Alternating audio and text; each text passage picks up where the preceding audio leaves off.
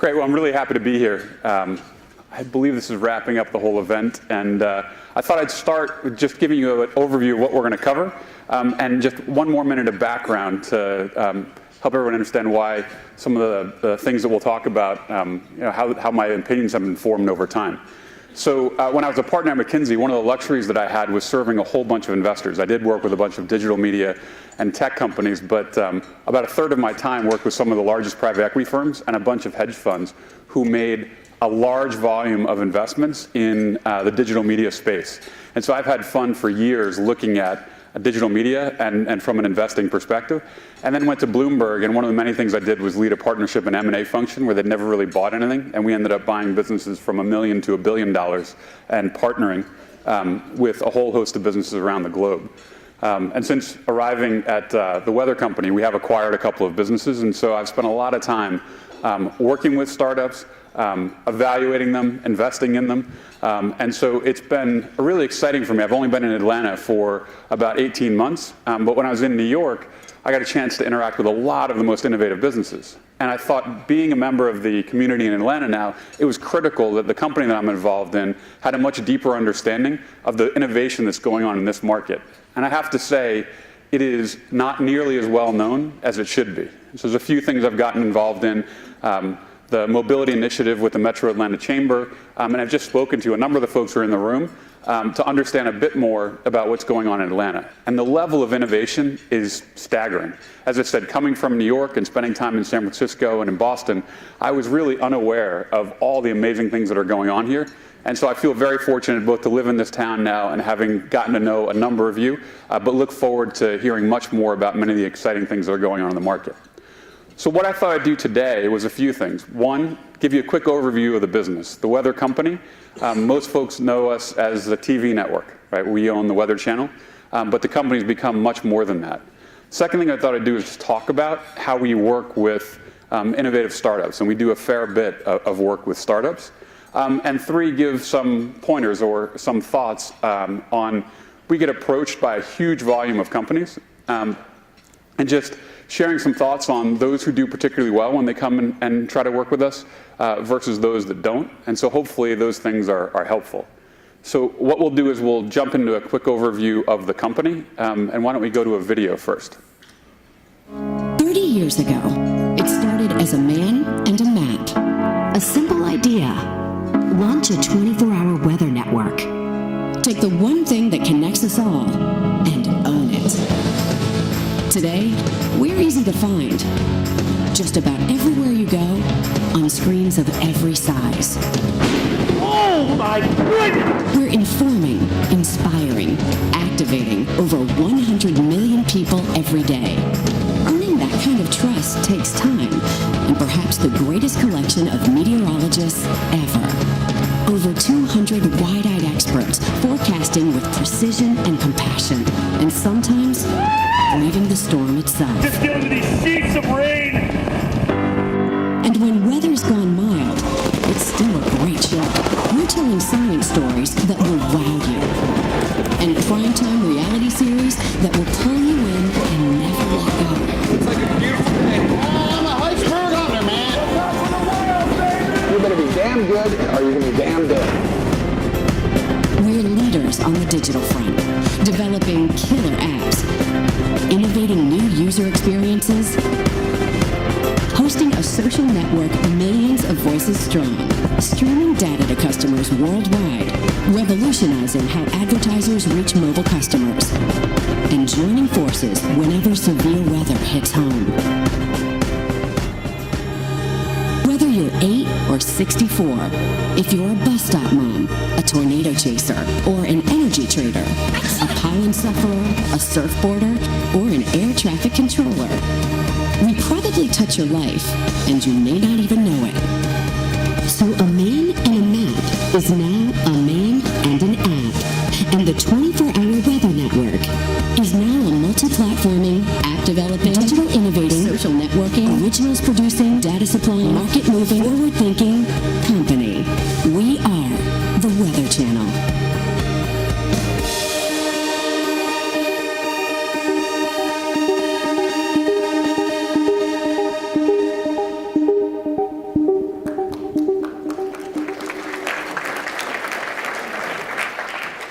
So I just joined the business about 18 months ago, and our new CEO joined a couple months before me. The company has been built over a 30-year period, and it's truly extraordinary what's been done. The connection with consumers is unrivaled. The brand, actually, the Weather Channel, is the most trusted brand in news when you survey consumers around the country, and we're reaching an extraordinary number of people. So we feel very privileged to have the opportunity to work with this brand and the people who have built it, but the strategy of the company has actually changed fairly meaningfully. At the core of everything that we're doing, right, weather is the most primal, most universal factor in making consumer decisions. And our mission is very simple as a company. We're trying to provide the world's best weather, and we define that in a variety of ways. One is the best science, right? Ultimately, we want to provide the most accurate forecast, and we actually do. We measure ourselves versus alternatives. There's third parties that do this. We also want to tell the best stories about weather. We want to provide the best services. And this is a visual depiction of what our strategy is, right? So at the core of everything that we do is data. We're a data company.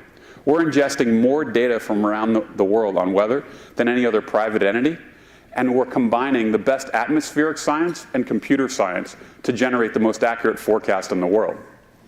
And then what we've got is all of these product groups that you see that are building exceptional products that engage consumers, businesses, and even support governments around the world to use that core data asset to help them make better decisions every day. In some cases, it's really high volumes of lower value decisions. Obviously, you don't want to get wet, but whether or not you bring an umbrella or what you wear when you walk out the door. And a smaller number of exceptionally high value decisions when it comes to a family's safety. People care immensely. And honestly, our brand, the Weather Channel, has been built most significantly during those periods of severe weather. If you move from television, which is has the longest history in our company, right? When we've built these amazing connections, and you go to digital, there was a visionary who was involved in the company a number of years ago, and heard about this internet thing and said, maybe we should buy the weather.com domain. It was a pretty wise move. I bet the domain name alone today is probably worth $1 billion, right? The amount of consumption that we get on weather.com, I think we're about a top 15 website in the US. It is extraordinary. And so from that very, very early view into the innovation or what was coming on the internet, that division is our fastest growing division right now. Some of the metrics around it are pretty amazing. But the pace of innovation that's required to stay out in front is extraordinary. But so we're building distinctive products for consumers. In the next bucket, B2B2C, we're actually powering a huge number of other media companies. And so when you watch your local TV station, the vast majority of local TV stations are actually buying data from us. They're buying software packages that help them present that data on air, and we give them the ability to tweak their forecast based on the unique local insight that they have. We do track the results, and actually, all that investment that we're making in delivering the best forecast, it proves to be the most accurate, and so they tweak it. So when you watch your local TV station, you'll see different forecasts from every local TV station. Generally, the results are better with the initial forecast that we've given them, but they're all adding value in some unique way. So we're powering a lot of TV stations, and we also work with them on their digital platforms. You see some other brands there. The vast majority of the large digital media companies, whether it's Google, Yahoo, Facebook, Twitter, if they're using weather information, they're generally using weather information that's coming from us to power their properties. So that's the B2C component. In B2B, it ends up, there was a study done a number of years ago about the impact that weather had on the demand for various goods and services. And it ends up, the results of the study were about 1/3 of all GDP demand varies based on weather, which is pretty extraordinary. And if you look at or hear earnings releases or read earnings releases or hear the comments from CEOs, the frequency that you hear about a company missing the mark based on adverse weather conditions is pretty extraordinary. If you just go search these transcripts, it's very, very common. And so weather has a profound impact on business performance. And while intuitively most business operators understand this, the vast majority of them actually take or look at it after the fact and dissect what the impact was. What we're trying to help businesses do is take a more proactive approach. And if you understand the weather that's coming, how do you actually make business decisions earlier on that drive better business results rather than just reacting to the adverse weather conditions and the worse business results. And so in our B2B segment, we serve 85% of the top airlines in the country where they're using us for flight planning, because outside of where planes are, the second most important thing is the weather conditions. And so we can give them routes that will actually minimize turbulence. We can give them routes that will minimize fuel consumption. And so it's a pretty impactful or a very important part of their operations. The last area of our business is government products. And so because we've developed these skills in forecasting, many governments around the world, particularly emerging markets, are very interested in us helping them develop better forecasting skills and also communicating weather information to their population. And so even in China, actually the primary way that we serve them right now is about half of the municipal governments, all television media is controlled by the government there. Half of the municipal governments are using our software packages to ultimately communicate weather information to the citizens of those regions. The great thing about the government area of our business is we're voracious consumers of data. And so when we work with these governments, we often get access to information that can roll back into our core forecasting models, which is a wonderful thing. The last thing I'd say across the entire spectrum, we talk about our unduplicated reach, but the one overlay to the entire business is international, where we've built these products and we've primarily built the business in the US. So 95% of our business is US focused, yet there isn't another company in the world that resembles what we have built in the weather space. And so one of the great and exciting growth opportunities for us is how do you bring these industry-leading products as rapidly as you possibly can around the globe. Here's some of the metrics on our business. A pretty extraordinary amount of reach, right? Our visits across properties is about 1.7 billion monthly visits. We reach about 2/3 of the US adult population every month, which is, there are very, very few media properties that do that. And we're not even counting in that the information that's delivered through other media properties. This is our owned and operated television and digital properties. We're the #1 most distributed cable network. So in every single home in the country where anybody pays for television, whether it's from a telco, cable, or satellite, they have access to the Weather Channel, and we're the #1 most trusted network. So again, we feel incredibly privileged to have gotten to this position. This is a pretty unique stat, right? And most folks would think that some of the other brands on this page, most notably ESPN, has the greatest reach of any content company, or excluding tech companies, folks like Google or social companies. But from a pure content company's perspective, we actually have more reach than any other content brand in the country, which is, again, it's pretty extraordinary. Mobile. Mobile is a really big deal for us. The rate of growth in mobile has been staggering. And there's a whole team of folks here, they're based in Atlanta, who've been innovating around mobile for years, well before I got there. The work that was done by our team in the early days was truly spectacular, and the ongoing innovation is pretty amazing. And through that early work and the continued work, what's been done is this amazing leadership position has been created. On the iOS platform, so for iPad, we have the #2 most downloaded app in the world, which is incredible, right? We have more content being consumed on mobile devices than all but a handful of companies. For the iPhone, we're #7, and we do exceptionally well on Android as well. And so mobile is a core part of our business. It is growing like wildfire. The amount of consumption of weather is incredible. What you see, and many of you may exhibit this behavior already now, but if you ask folks who use their mobile device to get weather information very regularly, if you ask them what the weather is, even on a beautiful day like this, if you're outside, it's 65 and sunny and there's no clouds in the sky. You ask them what the weather is, they pull out their mobile device and they hit the Weather Channel app and look it up.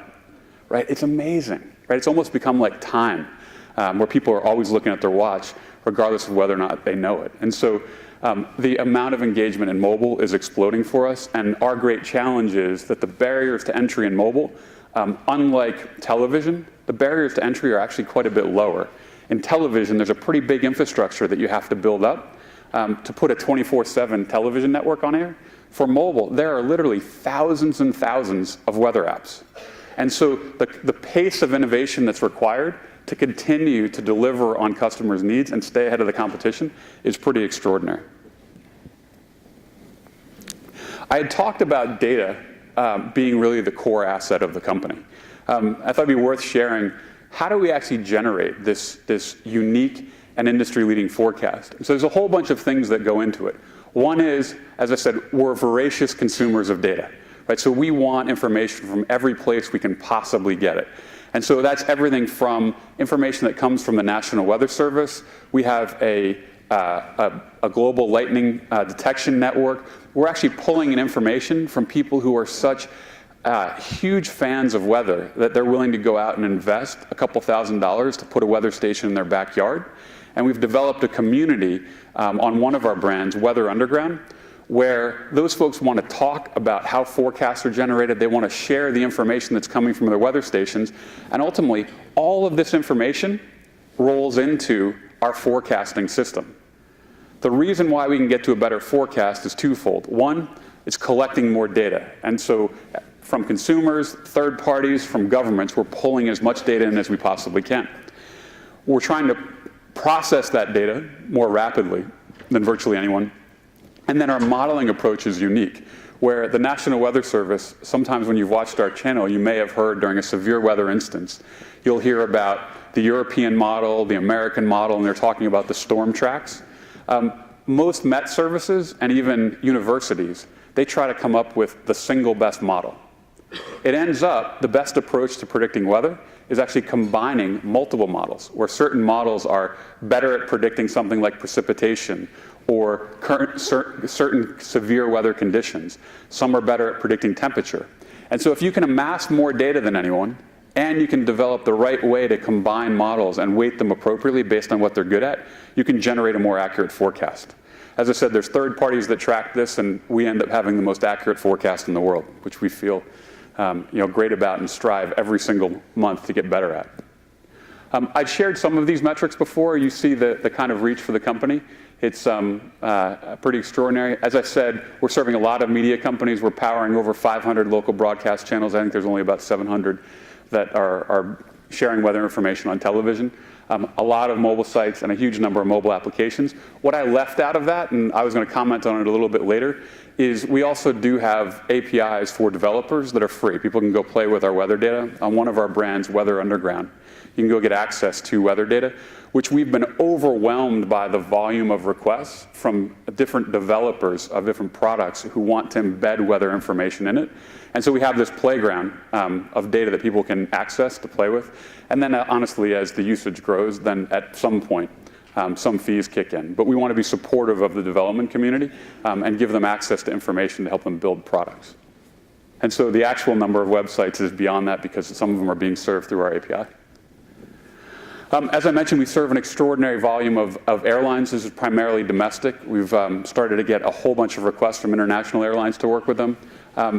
Another validation of the quality of the forecasting is actually serving energy companies. So we're the leading product for energy traders. And the reason why it's such strong validation is if you're a trader, if you're right one more time out of 100, you make a lot more money. And so people are ultimately buying our tools to make better decisions and trading bets every day. We're also serving insurance companies pretty extensively, and this is actually a new emerging area of our business. It's actually pretty fun, where there's a couple of different areas that we can serve insurance companies on. One is actually managing claims. And so what we've found is it's pretty staggering, but if people opt into a service to get alerted about severe weather, a huge portion of them take action. About half of them. So in the Midwest, one of the primary causes of weather auto damage is actually hailstorms. And if you actually push alerts to people who are in areas where a hailstorm might be approaching, about 50% of them take action, and they will pull their car inside, bring it in to a garage, do something to actually get the car out of the way. What's amazing about it is you develop a deeper connection with that consumer, because the last thing they want to do is bring their car to a repair shop. They'd much prefer that they didn't have to actually deal with that. So you're both increasing customer satisfaction as well as reducing claims payout. And so it's, weather data, when applied in the right way, can actually have a meaningful impact on business performance. We won't go through all of these. This is a pretty interesting transition for some of the folks in the room who are a bit more tech-oriented. you would understand that what we face every day, and particularly during severe weather instances, is explosions in terms of the volume of traffic that's coming to us. And so if you take something like Hurricane Sandy, which is the most notable event in the last couple of years, we delivered nearly 500 million page views in less than 24 hours. The number of video streams that were delivered was just extraordinary in very, very short increments of time. And so one of the challenges for me with the technology team I work very closely with is when I arrived, everything that we were running was all on our own hardware. When you have these huge spikes, what you have to do is you have to actually buy a heck of a lot of additional hardware to meet demands during those spikes. And by the way, your brand is severely tarnished if you don't deliver on what people expect during those periods of time. And so one of the big transitions that we're making as a company is transitioning to a variety of cloud services, where we're going to actually be able to dramatically reduce our investment in hardware. But it's a pretty big transition because we've had a lot of these products built over a very long period of time. But it will have a meaningful impact on both the financial performance of the company, as well as our certainty that we can always deliver during these most severe weather events. One of the other transitions that we've made is we're actually moving to an agile development approach, right? Lots of big companies have not made this transition. We're trying to operate the whole company in a far more agile fashion. And what you're seeing is a much more rapid rate of innovation. The company's always innovated, but it's been a pretty interesting transition for us as a company. One of the last things I wanted to talk about that is just related to some of the innovation that's going on in the company. There's actually a really good article that was written in the Wall Street Journal a few weeks ago, and it talked about weather effects. And what I had described earlier, that weather can have a material impact on business. I don't know how many of the folks in the room are involved in digital media. One of the great challenges in digital media is that inventory is exploding. And when you have massively increasing amounts of inventory, prices tend to go down. And so we're benefiting from this transition to digital platforms, but inventory just keeps shooting up. And so one of the questions we were asking ourselves is, how do you actually use the data that we have to help us gain some competitive advantage and ultimately deliver more value to our advertising partners? And so weather effects is that effort. What we want to deliver is the most valuable targeting solution to marketers. And so with weather effects, what we're doing is we're taking in point of sale data from many of our partners, marrying that with weather information, both forecasts as well as current conditions, and understanding what the relationships are between different weather conditions in different geographies and purchasing behavior. And what it leads to is dramatic improvements in the response rates to advertising. And when you have dramatic improvements in the response rates to advertising, you can charge price premiums. So to give a very, very simple example, right, of this, if where I used to live in New York, on a winter weekend, one of the most common last-minute destinations might be Miami. People think the weather's horrible, they're going to make a last-minute decision, they're going to fly to Miami. So we did a campaign with one of the leading hotel chains. And all we did, something relatively simple. We only triggered the campaign on days where the conditions were miserable enough that people would be very top of mind for people to want to get out of New York for the weekend, right? So it was either cold and freezing rain, or it was a little bit snowy and very gray out. And so we'd only trigger the campaigns on those days. And the second thing we did was we varied the creative based on the weather conditions in both locations. And so it might say something like, it's 20 or it's 33 and freezing rain in New York, and show a miserable gray picture. And by the way, in Miami, it's 85 and sunny, and show a beautiful picture of that hotel. The response rate was fourfold higher. It was staggering. And so again, it's using data and data that we have to ultimately deliver more value to our partners. And if we deliver more value, we can charge a higher price. That exercise, though, and what you see off on the right side of this page, it's a big data exercise. There's an extraordinary volume of historic data that you actually need to bring to bear to get this analysis right and deliver or provide the right weather triggering. So I'll transition to working with us, right? We actually work with a number of startups. As I said, we have a really high volume of outreach to us, which is great. Honestly, we're really interested in seeing all of the most innovative work that's going on in a variety of spaces. Some folks work with us purely just to get our weather data. You see Weather Puppy.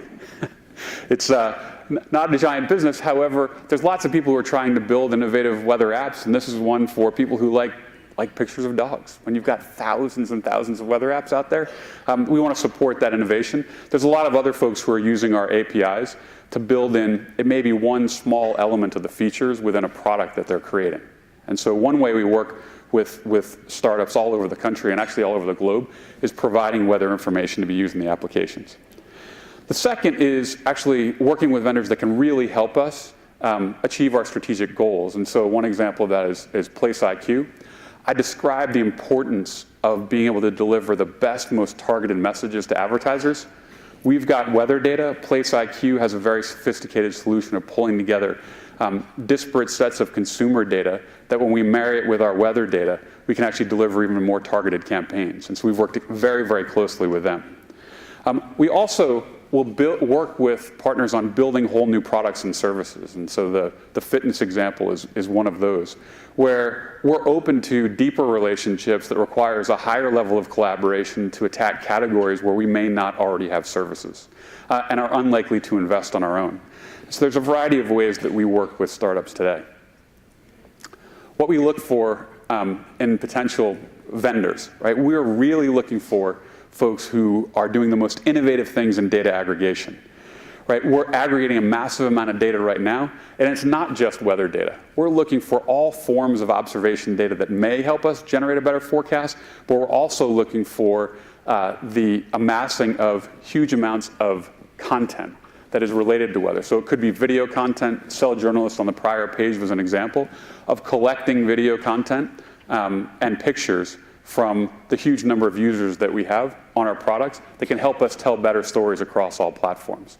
So we're looking for those that can actually help us amass more data and content more rapidly. Data processing, right? The volume of data that we're processing is constantly increasing, and so those who are doing the most innovative things in this space are of great interest to us. Digital advertising. The two areas in digital advertising that we find most interesting, one is sophisticated ad targeting. We've been building a lot of things ourselves, but anyone who is doing anything interesting in this space, we've worked with dozens and dozens of startups to test their products and concepts. And the ones who actually work, they're often using us as a reference case as they go to other parties. Now, the challenge in this area is that you actually have to be able to meet really, really high volume levels because again, the audience we're serving are quite large. And so some of the startups that we work with here often have a challenge because their ability to actually work with the kind of volumes that we deliver can be a bit challenging. Creative ad formats is another area where we don't believe that we have all the best ideas. I'll give one example of a creative ad format. For all of you who actively consume weather or other content on your mobile phone, what you'll see is the primary mode of to monetize right now is a tiny little display ad at the bottom. If you're a marketer, that's not a very impactful message, right? When you only have a tiny little display ad on a tiny screen, right? It's not a great way to deliver your message. Now, they can be very effective, and a lot of marketers do find them effective. However, if you can innovate in the ad formats, you also often get a higher return. And so one of the most innovative things we've done in the last year is something that we call, it's a complete takeover of the screen, because a lot of the screens in our applications have a relatively basic amount of data. So if you've got current conditions, an image that shows current conditions and temperature, that leaves a lot of real estate behind that. And so we've worked with a number of the largest advertisers, particularly around events. So the launch of a new car, the release of a new movie, and for a day, they'll take over the backgrounds on the screens where it's most relevant, but we require them to actually vary the content so it fits neatly with the conditions. And so the consumer response, because they're very, very high impact images that are neatly woven into the content, the response from consumers isn't adverse. Some of them don't like it. However, most are actually very comfortable with it, and we've actually won some awards for those kinds of ad formats where consumers have responded really well. It again allows us to charge a premium and deliver more value to advertisers. So anyone who's doing interesting in these spaces, we care a great deal about. Finally, it's visualization, right? So Visualization for us, when you've got massive amounts of information and the volume is growing all the time, figuring out new and innovative ways to actually communicate that information to help people, both consumers and businesses, make decisions is important for us. And so we're constantly looking for new and different ways to visualize our content. The one thing that I left out of this slide is social, right? For all of us, the throwaway part of many conversations when you first bump into somebody, half of the conversations often include some discussion of the weather. What we're doing, and we've done a lot of innovation and worked closely with Facebook and Twitter and others, but we're trying to make sure that in the digital world, that weather is as part of the conversation. And so people who are doing innovative work about engaging audiences on social platforms is very interesting to us, and figuring out how we inject weather into the conversation is important. A few tips for approaching companies like us. And by the way, I don't think any of these are going to be blindingly new insights. You've probably heard many of them before, but I thought I'd summarize my observations from having sat through a huge volume of presentations from emerging companies. One, you have to put yourself in the company's shoes, right? It has to be clearly better than the alternatives, and that in the 30 minutes that you get or hour that you get, you have to be able to demonstrate it so fast what's really unique and distinctive relative to the alternative. The strategic vision, right? So having absolute clarity. I've actually had meetings with a number of startups where they come in and the people on the team aren't on the same page about where they're going. And so they can't actually be crystal clear about what the objective for the company is and what they're going to deliver to the client. And so having clarity and strategic vision and having all team members aligned on that is absolutely critical. The passion for the product. You can feel it in a meeting, and in many cases, right, these pitches are the product hasn't fully been built. And so when you're betting on something that's going to come in a month, in 3 months, in 6 months, the passion has to actually come through in the presentation. Otherwise, we're less than likely to take the risk. Scalability. This is a particular challenge for us, but I'm sure all startups run into this whenever they're trying to serve large clients, right? You must be able to handle the volume requirements of the company that you're approaching. And this is incredibly simple advice, but for those who are earlier stage, making sure that you're approaching, it's often great to get a logo on your website that says you've got this cornerstone client that's a big brand that everybody knows. But going and approaching those companies too early on, where you can't meet their needs in an effective manner, is a real mistake, right? Because you often won't get in the second time until months, or even years later. So choosing wisely on who you go to and when is pretty important. Strong sales strategy, right? Determining the appropriate messaging and cadence to reach out to existing and potential clients is really important. Sales strategy in big companies, there's lots of time that's often spent on this, but there's lots of mistakes that you see emerging companies make on sales strategy. I described one in the prior example where just the sequencing and the prioritization of big clients always tend to be the first priority, but if you can't meet their needs, it's often a mistake. There's a whole host of other challenges that you see from startup companies in terms of sales strategy. So things to not do. The wrong person in the organization. Often people who are in roles that have titles of significance, people feel like that's the person I need to get to. And I encounter this, a lot of the folks who are on my teams encounter this a lot, and actually I love looking at startups and hearing about what everyone's doing, and then I quickly direct the teams to the right folks in my organization who they can work with. But what I see too often is people getting singularly focused on one title. I'm only going to go talk to the CIO, and actually the right person may be the guy who leads application development or product division. You got to really make sure and actually hear the feedback that you're getting from clients, and make sure that you're actually approaching the right person who's the decision maker for your kind of product. Overpromise and underdeliver. This is probably one of the most used terms in business, but it is a recipe for disaster if you actually are promising a heck of a lot more than you can ultimately deliver. And it's the natural things for many startups to do, because you're selling often a vision and you're selling something that's not fully developed. But again, the risk associated with under-delivering for big clients, right? People talk, and people talk across companies. I think about my tech team and our application development team, and they talk to companies across the industry with a fair amount of frequency. And so having a few bad experiences can be incredibly detrimental. Too generic. Often companies that are in very, very early stages of development, they have one pitch and they go give that pitch in rapid fashion to as many companies as they possibly can.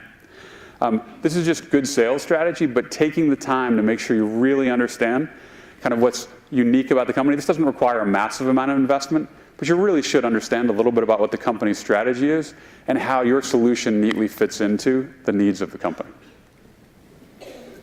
Unclear about the stage of development. This relates to, over-promising and under-delivering.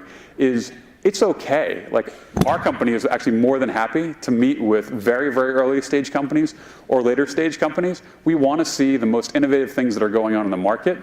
But if you're unclear about where you stand in the development process and the expectation is left that you might be able to deliver something in a month and you're really 3 months or 6 months away, it's a big problem. And so often, because everyone so badly wants to get new clients, they're actually reaching a bit farther than they should. And so being incredibly clear about the stage of development and what you're actually looking for from that. Do you want a paying client? Do you want a beta client? Do you just want to do a small test? Is really, really important. Unclear about the problem that you're trying to solve. I find that the more specific the problem is you're trying to solve, the easier it is for people in large companies to actually guide you to the right person and make a decision, right? Often it's the really, really broad, overreaching presentations where you don't know what to do with it. You don't know who to guide the company to in an organization, and it's not clear what decision needs to be made. And so particularly for very early stage companies, and when you're just coming into the market, having a very, very clear view on the problem that you're trying to solve and ultimately the value that can be generated is really important. So the last thing I wanted to close on was the Atlanta Mobility Initiative. I see some folks from the Chamber of Commerce here, and this may have already been talked about at the event. I haven't had a chance to attend everything, but I thought I'd mention it, right? One of the things that has blown me away about being in Atlanta is the amount of innovation that's going on, and a lot of it happens to be in the mobility space. So a lot of companies, we happen to be one of them, who've gotten together and said, we want to raise the profile of Atlanta and all of the cool innovation that's happening in this city around mobility. The reason why I put this up here is one of the streams of activity that I'm involved in is, having spent a lot of time in New York and Boston and a bit in San Francisco, one of the things that I hear that's different here than in those markets is access to capital is more of a challenge. Now, events like this are intended to address that challenge. That said, one of the unique advantages that we have here in Atlanta, and we should capitalize on, is we've got a lot of large businesses who are doing really innovative things and ultimately can be clients for many of the startups in the market.